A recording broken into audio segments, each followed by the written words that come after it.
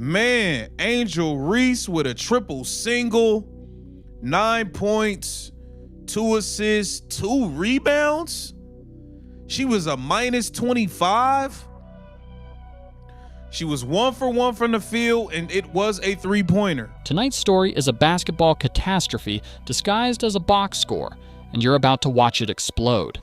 The Chicago Sky marched into Phoenix already reeling, lugging a 3-9 record that smelled like spoiled milk.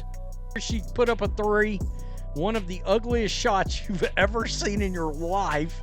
That form is out of control. By the opening tip, everyone could sense the panic, but nobody expected the coach to wave a white flag on national television. The first quarter was pure carnage. Phoenix ripped off a 31-8 run, turning live ball turnovers into track meet layups, while the Sky meandered through half-court sets like they'd skipped the walkthrough. Chicago Sky, man, you guys have become the laughingstock of the league. I don't know what you're going to do. I don't know where you really could turn because I don't see the talent on this team.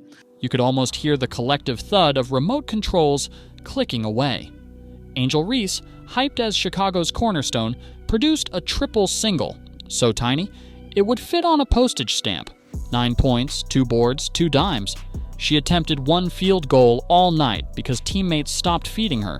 On defense, she jogged like cardio was the only metric that mattered, racking up a grim minus 25. Not only do the Angel Reese fans not buy merchandise, not only do they not buy merch, they don't buy merch, they don't watch games, and they don't even vote for her for All-Star.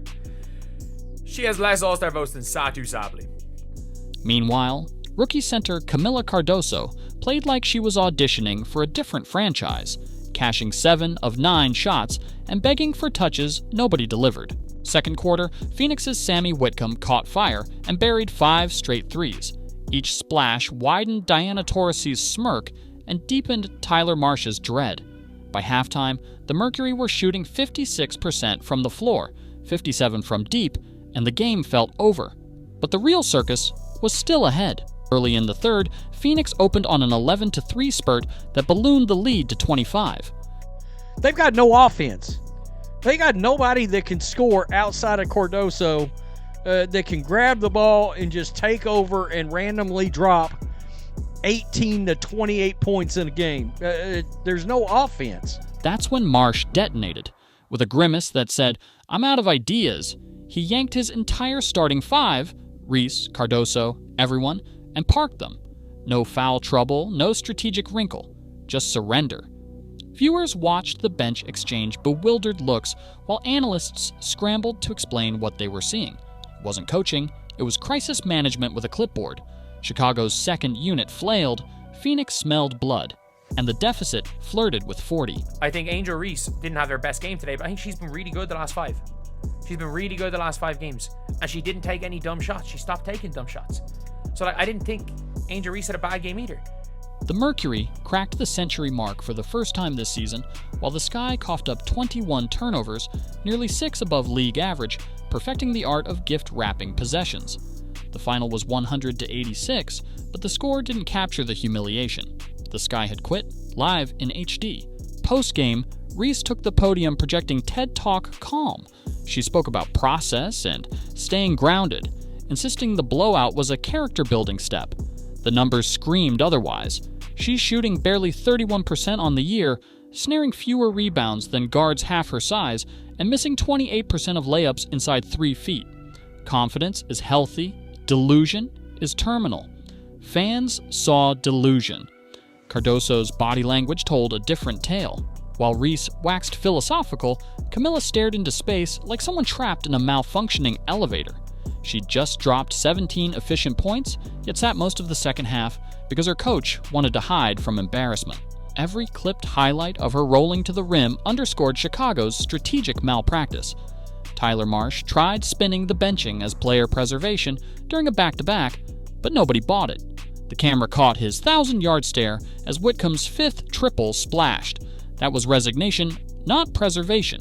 His mandate was to develop young stars and restore competitiveness, yet his signature move became pulling the plug mid-game. This meltdown isn't a blip. It's the season's logical endpoint. Chicago fields the league's worst defensive rating at 113.6, hemorrhages 95 points nightly, and hasn't held an opponent under 90 all year. Opposing shooters treat Sky matchups like open gym shoot-arounds, drilling 45% of threes without a hand in sight. Offensively, they're just as grim. A league-high 19 turnovers per outing, passes that fly into the fifth row, and isolation sets that die on the dribble. Blame circles everywhere.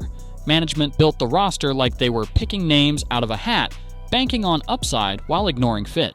Marsh arrived with championship credentials from Las Vegas, but looks trapped in an existential crisis, forced to give nightly post-mortems instead of adjustments. Players bicker subtly on court. Freezing Reese out was a locker room message in motion. Meanwhile, Cardoso's efficiency is muffled by teammates who can't feed the post without tripping over their own feet. Contrast that with Caitlin Clark and the Indiana Fever, grinding through growing pains yet competing, diving for loose balls, and popping logo threes. That's why Indiana owns the national TV slots Chicago begged for in preseason pitch decks. Fans tune in for energy and potential, not listless breakdowns and press conference platitudes. The numbers get uglier. A minus 60-point differential over the first 2 games set a league record. They've scored fewer than 53 once, allowed more than 90 in 4 straight, and own the WNBA's bottom 3 rebound rate despite trotting out 2 6'3" front court prospects. Even the eye test screams dysfunction. Mismatched switches, no weak side help, and transition defense that resembles joggers on a Sunday stroll. Inside sources whisper about a pending fire sale. With veteran guard Courtney Vandersloot out long-term, the front office might deem no one untouchable. Reese could fetch value, Cardoso even more, and Marsh's seat is volcanic. If the slide persists, Chicago may chase ping-pong balls instead of playoff dreams by July. But let's return to Reese, because her arc mirrors the franchise. In college, she thrived on motor and physicality. In the pros, every opponent is strong, skilled, and scouted. Her postgame looks predictable, her handle shaky, and her rotation awareness slow. When she doesn't get touches, she drifts. When she forces shots, she clangs iron. Yet the marketing machine still sells her as the face of the rebuild, highlighting podcast interviews and fashion shoots while the highlight reel dries up. That disconnect fuels resentment among teammates grinding without endorsements. Cardoso hustles, Kennedy Carter scraps, but the spotlight follows 9-point nights. Chemistry erodes quietly until it erupts publicly, and Marsh's third quarter benching felt like the eruption's opening tremor. Phoenix provided the blueprint, space the floor, attack the dribble drive, hunt mismatches, and force the Sky to rotate. Chicago never adjusted, and when efforts waned, Marsh chose mercy over competitiveness. The broadcast crew called it unprecedented, Twitter called it quitting.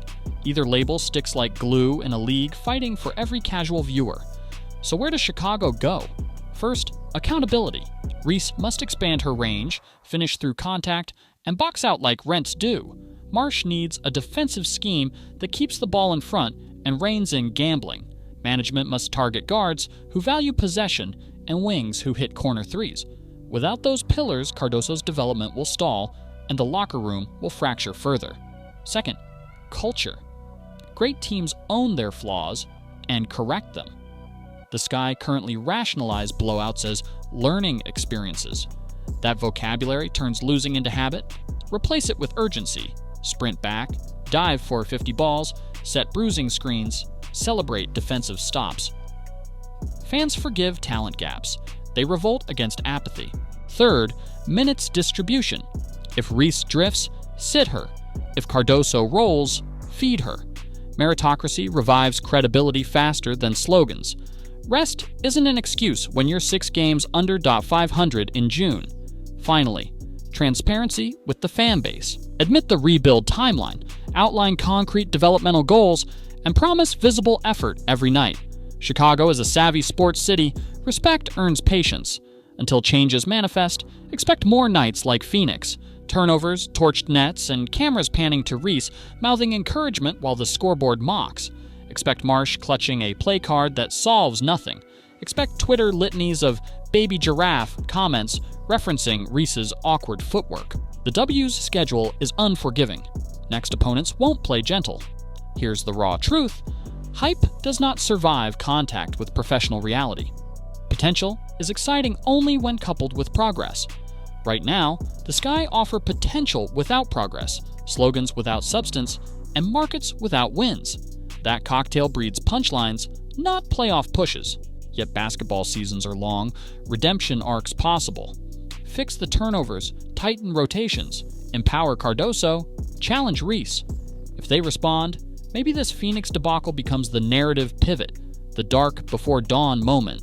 If not, the Sky will finish as they started, historic for all the wrong reasons. And there you have it, a night that should have been a grinded-out road contest, but devolved into a 40-minute ejection seat. Remember the image? 5 starters on the bench, heads bowed, as reserves chased a lost cause. Freeze that frame. It captures the essence of the 2025 Chicago Sky: talent in theory, turbulence in practice, and a coach who chose flight over fight. Stick around, because if Chicago doesn't course correct fast, this implosion could redefine rock bottom for a league that can't afford passengers. The Sky's next tip-off isn't just a game, it's a referendum on resolve. Will they answer, or will the white flag wave again?